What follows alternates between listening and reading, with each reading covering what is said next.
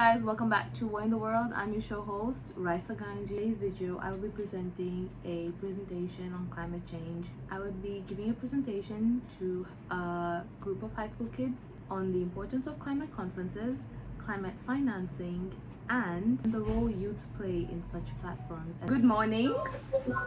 I'm Raisa Ganji. I wouldn't say I actually have a job title to what I do, but I would describe myself as a climate youth advocate in Tanzania. And it's not surprising that I was also a student of Miss Nazima once. I wouldn't say a long time ago, but it's a long time ago. I was a student of Miss Nazima as well. Let's get started. I have a presentation I'd like to share with you. Climate change with Raisa Ganji. Yes. So this is how the presentation will go. So let me just get started. I hope everybody knows what climate change is. Would you like me to clarify climate change before I go ahead? I think you should. Yeah? You should. Go ahead. Okay. So climate change is defined to be the change that has occurred due to continuous industrial, or we would say anthropogenic activities that are basically, in simple words said, human activities or quote unquote industrial activities that has led to the gradual and significant change in global temperature, which is leading to the increase in temperature causing climate change. Yeah, basically that's climate change with a lot of simplified scientific terminology. So I hope you can see the pictures on the presentation. They are based on what's happening in Africa. Would anybody like to give a guess on what's happening in each picture? Anyone wants to? Nicholas? Drought. Can you hear? Yeah. Drought? Anything else? Jody?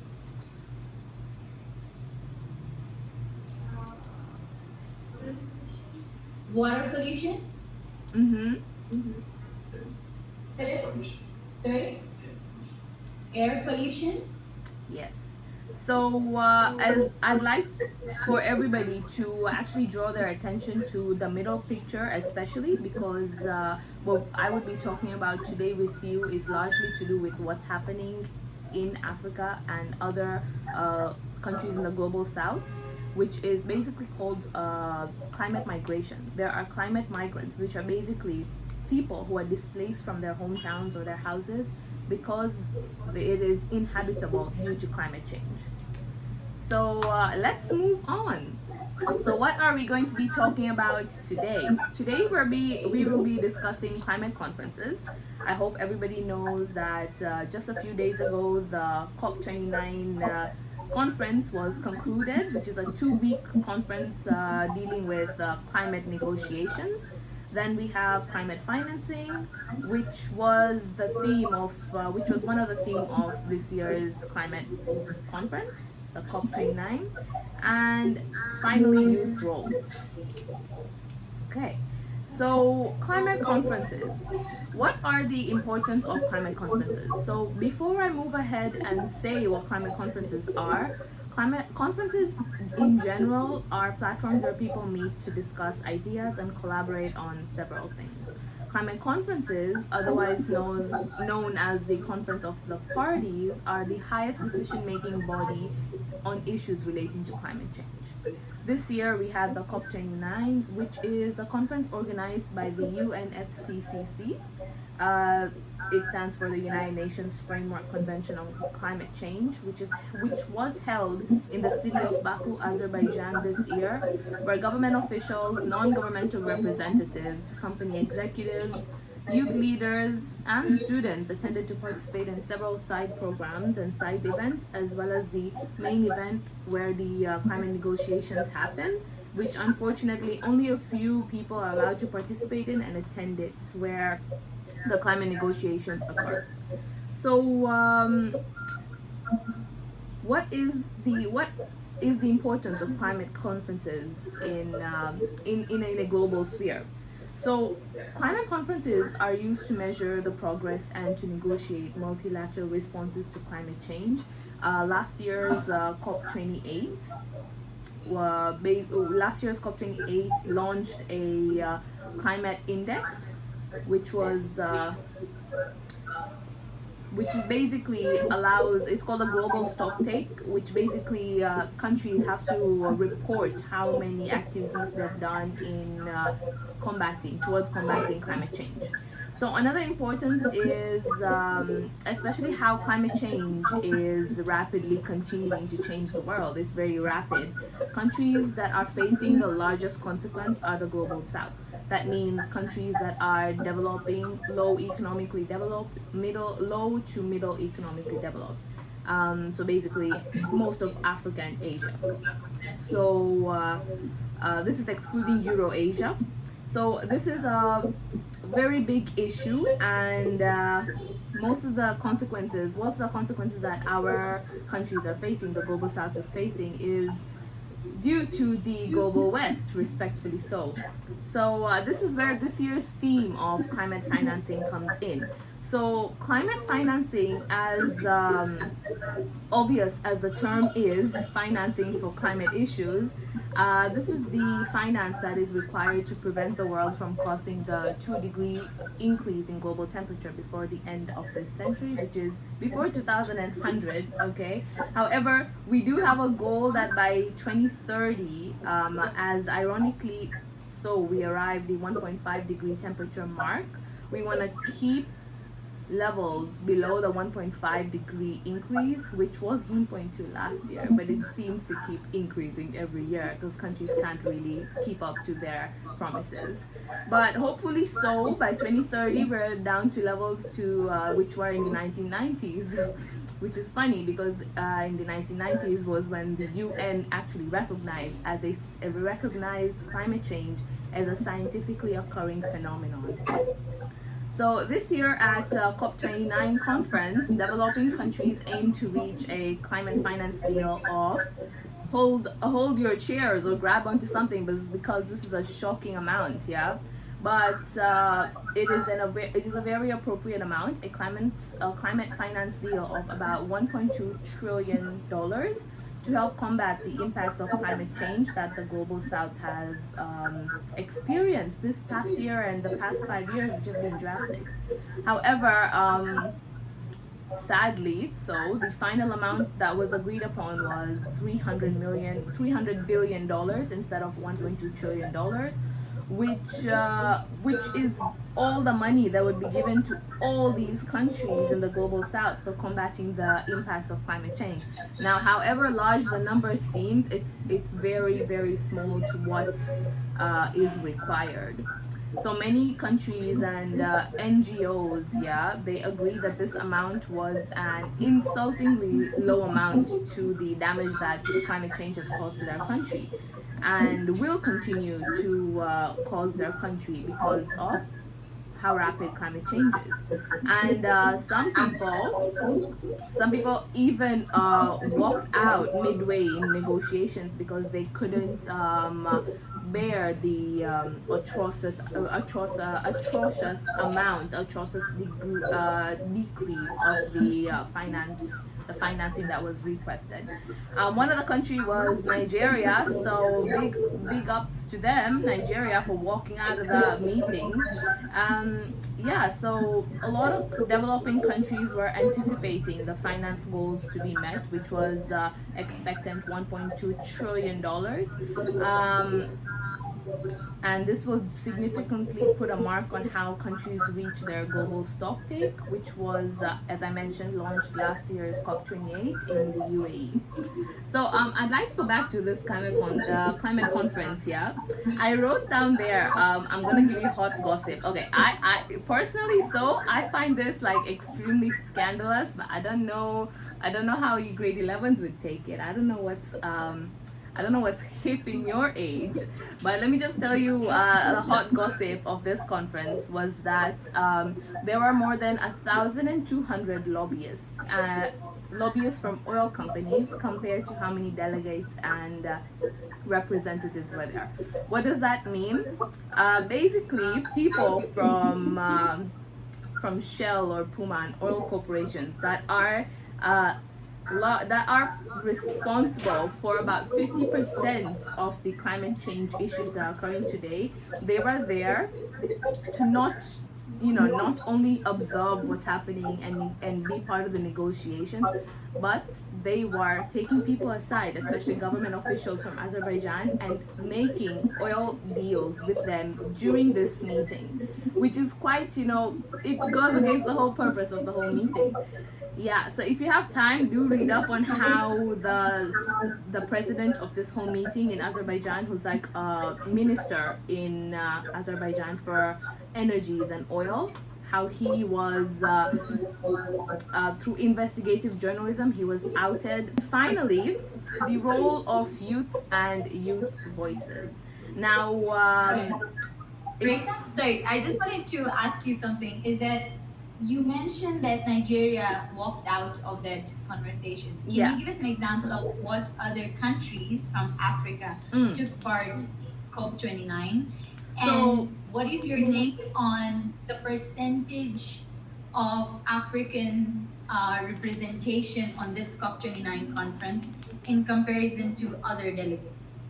So that's actually a very good question that you brought up, because even though there were representatives from all countries around the world, the amount of Africans that were present, the representatives from African countries were significantly lower than from the much more richer global West. And another issue was that the amount of gender disparity that was very much visible in the whole conference, whereby positions of leadership has not been given to women. It's brought about to question this year's theme, which is not only climate finance, but climate change and women's rights, because since climate change is now declared a humanitarian crisis by the UN, women are disadvantaged the most in this humanitarian crisis. So yes, there is representation, but the representation is greatly lacking, and that is something that we youths need to address and raise our voice towards achieving, because our voice is important too. Yeah, I hope I've answered that question, and that's where the role of youths and their voices comes about. So it is no secret that we are the leaders of tomorrow. Your IB diploma program is not lying to you 50% of the time. But we are the leaders of tomorrow. We will be taking a damaged world from them only to fix it with the limited resources they would have left for us to use. So it is no lie that Gen Z have no chill. Okay, and as a Gen Z myself, humble, not so humble brag, that's me in the photo. I'm extremely impatient and exhausted from empty promises of the leaders that are sitting up there today. And this is why I'd like to stress on the importance of youth and youth voices, especially when it comes to platforms of change. There are loads of small scale platforms that you could attend, especially in your country, and even online. There are platforms available for youths to speak up. And we need to speak up because we stand to represent a generation that has lived through the consequences of the decisions of the people in power today. And that's why our voice matters the most, because our lives matter as well. After all, our perspectives are important for change. It is us who are facing the consequences, and we will live. We are going to be living into the drastic consequence of climate change. So are the generations that are to come after us. So we need to stand up and take a role, and it's now or never. Thank you. Alright. Okay. Any questions? Yes. you were like a delegate at one of these conferences, like you had to be great with legislations, what would you suggest? Can you hear the question? No. Did you get the question? No, No.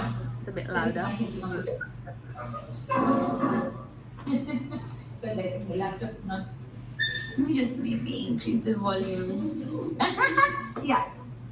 So if you were like a delegate at one of these conferences or you had the ability to create legislation that would be applied internationally, what would you suggest to combat climate change? Like what would be the most important in terms of what you know like Okay.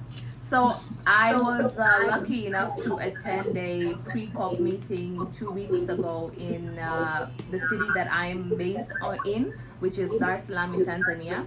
Unfortunately, so I did not get the funding to be able to attend the actual COP, which is an experience that's worth experiencing.